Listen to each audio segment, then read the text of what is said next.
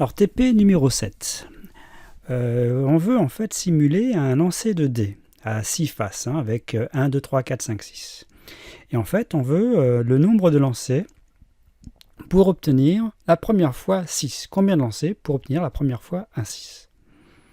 Alors, il va falloir faire appel à un module qui s'appelle random, parce que c'est lui qui va permettre d'obtenir des nombres aléatoires. Alors, je vous expliquerai après quelles sont les fonctions possibles dans ce module random. Mais il y a une vidéo dessus, déjà. Alors, je vous laisse réfléchir. À vous de jouer. À tout à l'heure.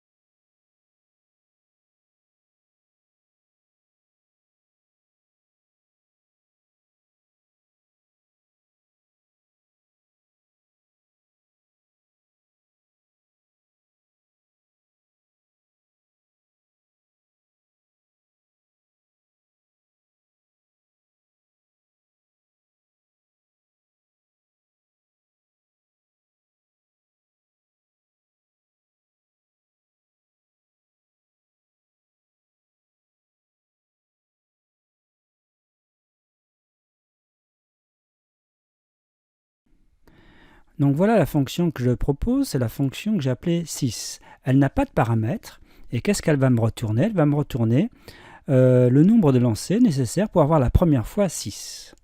Alors pour ça, j'ai besoin du module random pour avoir des nombres aléatoires. Donc j'y mets from random importe étoile, c'est-à-dire que j'importe tout. Alors il y a d'autres façons de faire, je peux importer uniquement ce qui m'intéresse, et il y a une autre façon d'écrire. Il y a plusieurs façons d'écrire l'importation des modules. Bon, je l'écris comme ça. Alors, dans ce module, il y a deux fonctions importantes. Random, ici, comme celle que j'ai utilisée. Alors, random, comme ça renvoie un nombre aléatoire entre 0 et 1. 0 compris, 1 non compris. Un nombre, on va dire, entre guillemets, réel, entre 0 et 1. 1 non compris. Alors, on peut évidemment utiliser cette fonction pour avoir un entier aléatoire entre 1 et 6 compris. C'est ce qu'on veut. C'est ça, simuler un lancer de dés. C'est obtenir un entier aléatoire entre 1 et 6 compris. Donc pour faire ça, avec la fonction random, j'ai multiplié par 6.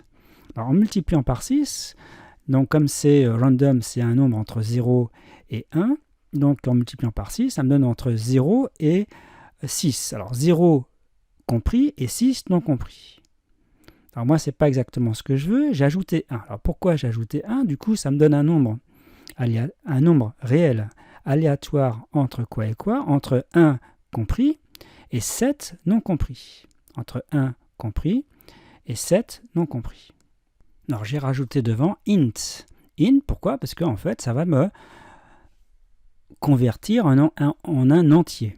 En fait, ça va me donner ici ce qu'on appelle la partie entière. Par exemple, si ça me génère 1,3, eh bien int 1,3, ça fait 1. Donc ici, le random x 6 plus 1, ça me donne un nombre entre 1 et 7, 1 compris et 7 non compris. Et en faisant int, eh bien, je prends l'arrondi. Donc ça me donne bien en fait des entiers, ici, aléatoires, entre 1 et 6, 1 et 6 compris. Alors il y avait une autre façon de faire ça, c'était avec la fonction randint, qui était en fait, bien sûr, beaucoup plus adaptée ici. Vous voyez, c'est marqué, j'ai mis le début, randint. Alors randint a deux paramètres, petit a et petit b.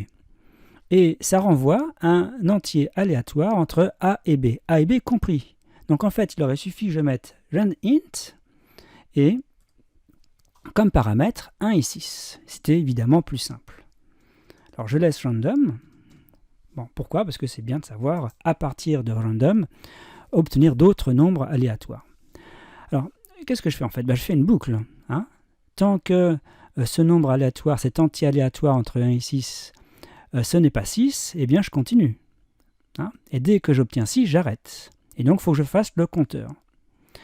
Et donc chaque fois, le compteur de boucle, j'ajoute 1 au compteur de boucle. Et je retourne évidemment le nombre de boucles nécessaires. Alors pourquoi j'ai commencé par k égale 1 et non pas par k égale 0 ? Parce que imaginez que le 6, je l'obtienne au premier lancer.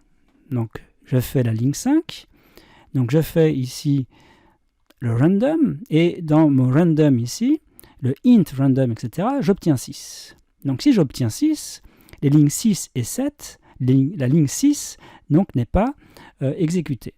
Hein, donc k n'a pas changé.